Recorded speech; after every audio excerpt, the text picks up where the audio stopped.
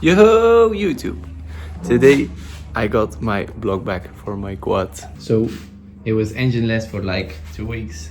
But today we have our new block. It's been, well, redone. So this is new crankcase and everything, how you want to call it. New cylinder, everything. So you see, there's no hole in the front. Looks better though, not gonna lie. So yeah, that's that. So I got the new block and this is the old one. It's, well, it's not good, obviously. The shop said it was like in the top 10 worst blown up engines he had ever seen. It's like crazy how broken it is.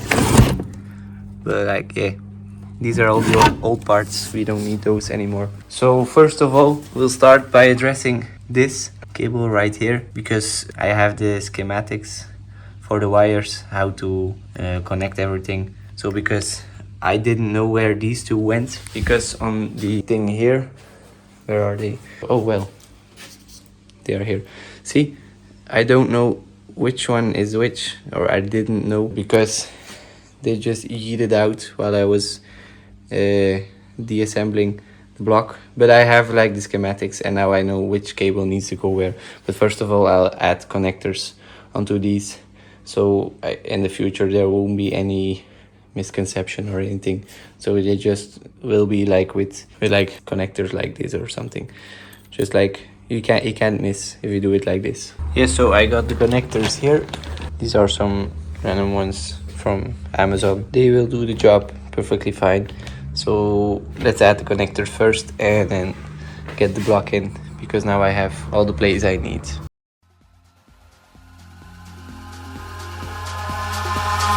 Eyes in the sky, gazing far into the night. I raise my hand to the fire, but it's no use, 'cause you can't stop it from shining through. It's true, baby, let the light shine through. If you believe it's true, baby, won't you let the light shine through for you.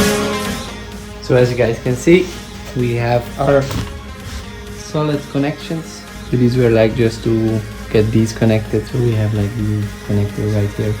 Now we'll do the same thing on the engine block itself, but with this part then. So the engine is like here and then they just go like together like that.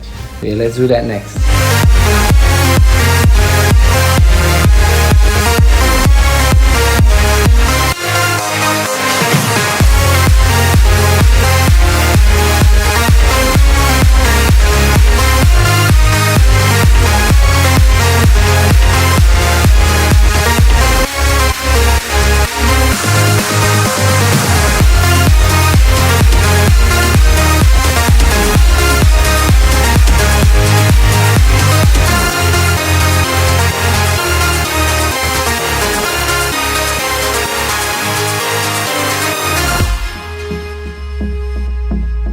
Okay, so we got the connectors on. Everything is good to go. We'll just tape this in a little bit for these as well. Tape them just in. And now it will be easier for the block to go in or out. So yeah, that was that. This was like an extra thing to do. So yeah, I'm gonna put the block back in. And today I'm alone, so that will be heavy and not so easy. So wish me luck. So I did this quick off camera, put everything in tape, taped all of this together again, and put those in tape. And now I will, that was my knee.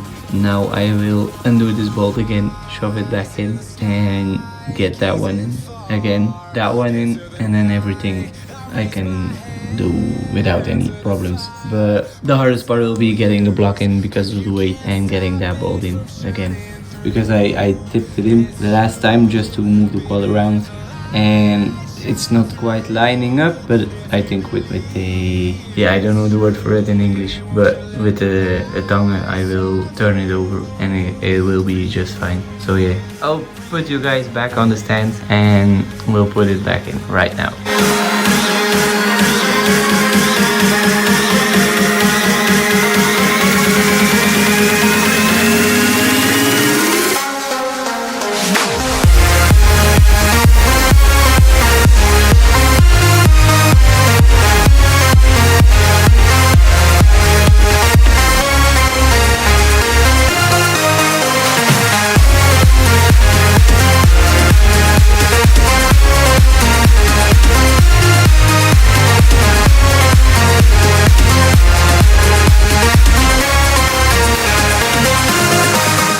So as you guys could see from the video, the block is in the frame. It was heavy as very heavy.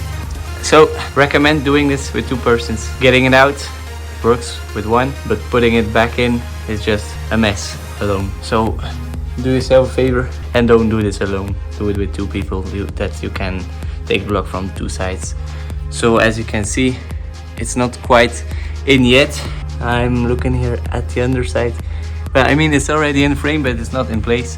So I'll just do that right now, but as I just wanted to let you guys know, just don't do it alone. It's a complete horrible job and very, very exhausting and heavy.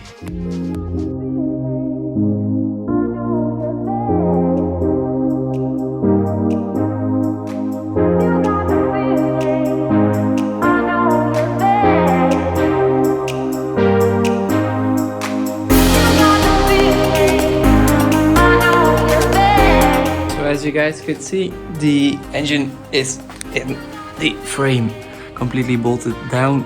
Like this bolt is in, this bottom bolt is in, those 2 are in, and these arms for that hole over there, those will need to be bent back because they were bent from the piston shooting out.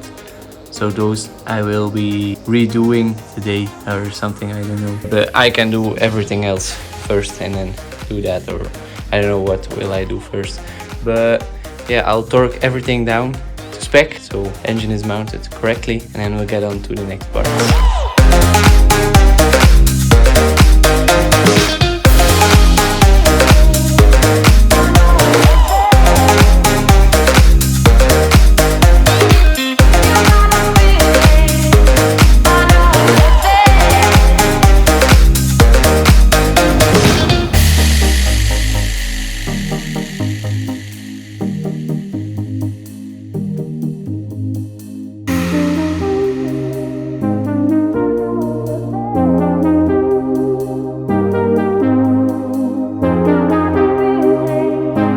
Right, so we got the engine in, torqued everything down to spec. Oh, I forgot my wrench in between here. Okay.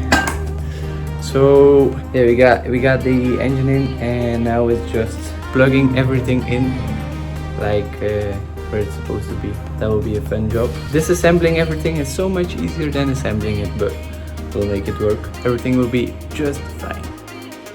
Right, so I double checked everything, tightened everything to spec, and I think we will start with the last thing we did, I guess. Put on the coolant hoses. I am still missing that piece over here because it didn't came with the shipping of everything. So I'm missing that piece, and I still need to get a end link or whatever you want to call it, chain thing for the lock for the chain. That was ordered as well today because I didn't tell him to order that. So but yeah, let's do the coolant hoses and build up everything. Yeah, so we will be starting with taking off our trusted zip ties. So this way, I guess. Oh, no, well, this way then. So that's that. Tighten it down. I think it's 7. Should be 7. All these things should be 7. But they aren't always. So this one's next. We'll undo zip tie first.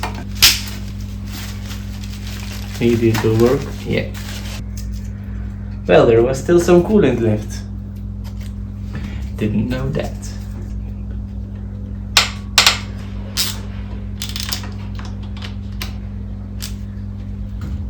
So after looking where this one went, I saw it was from here. So it's from the throttle body. I won't be doing this now. We'll do everything, all of the rest first. Maybe do the mounts first now. But right now there can't get any dirt or anything into the radiator. So it's not bothering or anything. I'll leave that over there and do this later on. So we will be doing the mounts next. And what I also saw is like this one's broken. See? So we can reuse that one. Can use this one. And maybe I'll do this one now. I'll find something for this one. So yeah, let's do this one now and see how bad it is, if it's savable or not.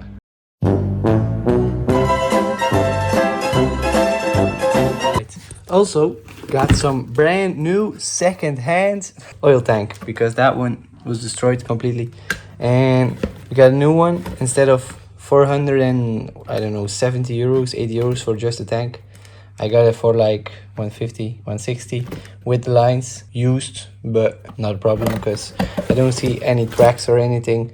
So yeah, what I also saw while taking out the lines is that mine was like pretty dirty. So I'll use that line from the tank I got and maybe transfer over the other one, I don't know, but I'll do the tank end first.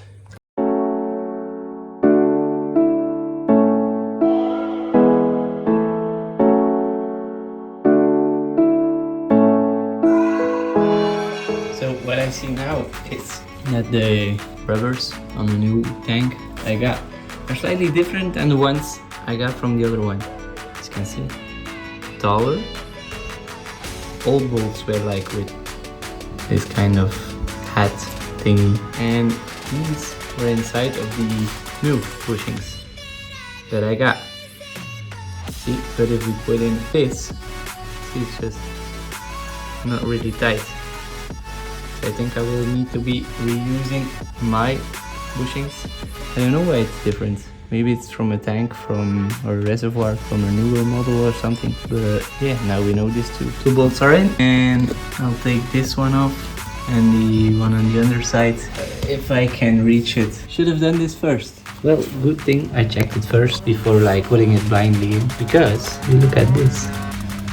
So I just got caught. But as you can see, it has like metal shavings.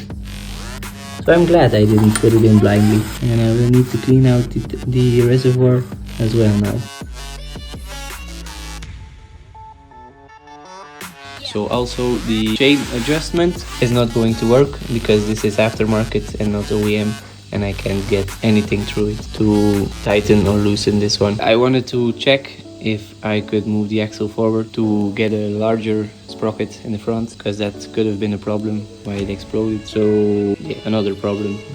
So I get a bigger wrench to loosen or tighten this one. That's that for today, and I'll be doing the throttle body first now and get the wrench tomorrow and look at the other pipings from the reservoir, see what the shop has to say about them, if I can reuse them or I need new ones.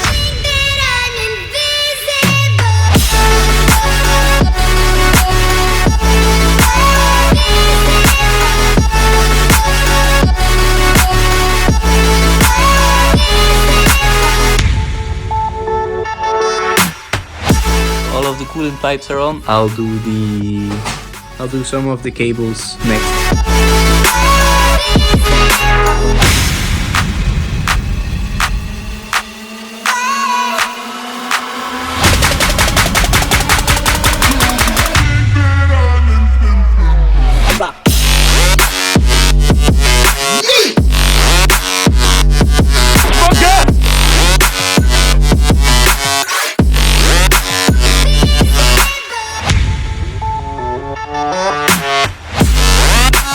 So as you can see from the time lapse, I had a bit of an issue with the throttle cable. So I undid it over there. First pulled it out over here, pulled the zip tie onto it here, then did it back on over there, and now I can do this.